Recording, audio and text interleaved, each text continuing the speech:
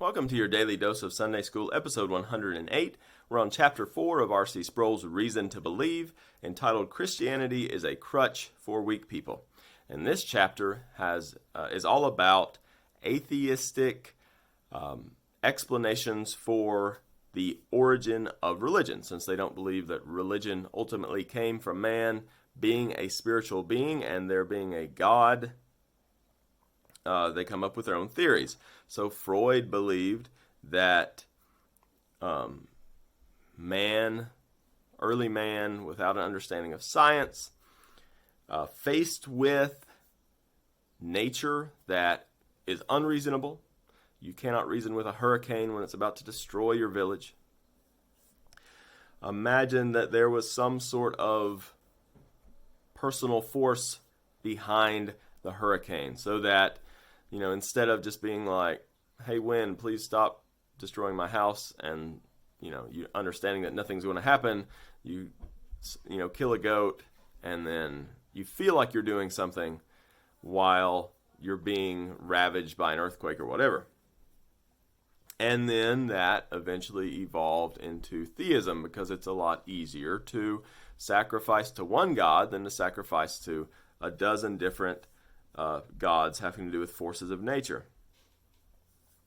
Karl Marx, he said that religion is basically a force to tame the masses. So you have the elites who get the best of everything and have to keep the lower class in subjection, and so they give them rules from on high that, yeah, you're going to get some nice things too one day if you don't rebel, but don't take what we have. So that was Marx's theory. And one has to admit that there's something to both of these theories. People definitely will, like to feel like they are in control of something they cannot control. We could typically call this superstition. You wear a certain team sweater because you want them to win the championship. You're feeling like you are having powers over what you don't have any power over. And we can easily imagine that, we know that a lot of religious leaders, televangelists, they do things to get rich while other people suffer. And so these are not unreasonable. And although I think about the one about taming the masses, and like the priests in Israel, because I'm reading Leviticus right now, they were taken care of by the people, but then, God didn't give them the good meat. I mean, they had to have this meat that was thoroughly cooked, like very lean meat.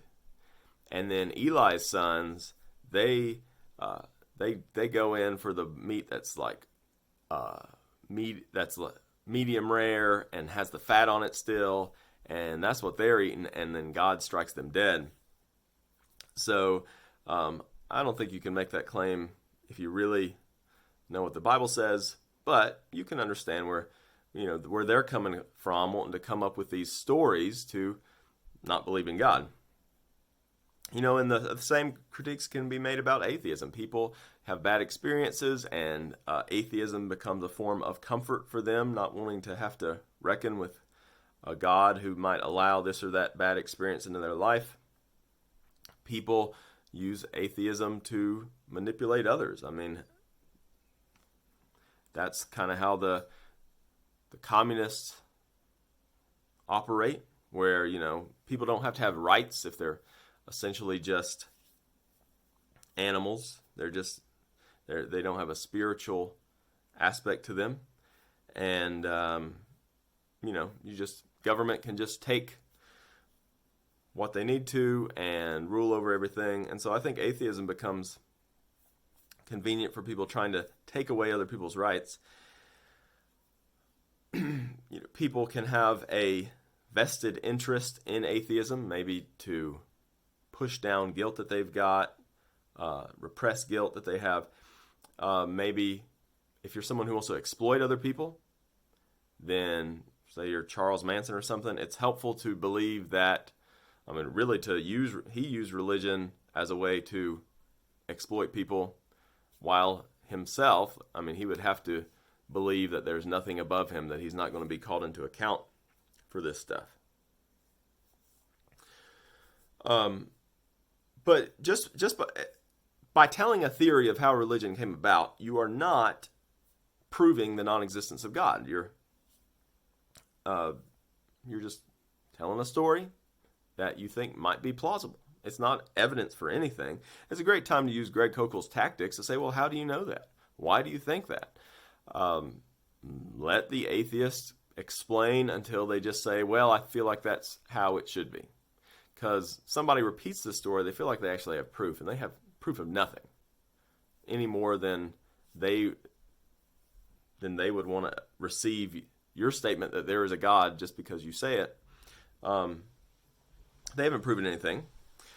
I think it's interesting, though. We keep coming back to Romans 1.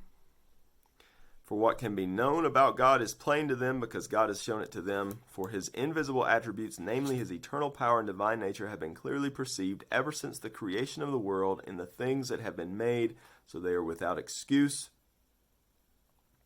For although they knew God, they did not honor him as God or give thanks to him, but they became futile in their thinking, and their foolish hearts were darkened. Claiming to be wise, they became fools and exchanged the glory of God, of the immortal God, for images resembling mortal man and birds and animals and reptiles. It's very interesting that the atheist says, hey, Christianity in particular came about because moving from paganism, up into this monotheism, Christianity actually says, no, everybody knows there's a God, and the original form of repressing the truth was in these idols, and Jesus has been wiping those out. And once he sets them free from demons, man has to come up with a new way to repress the truth, and so that evolves into atheism.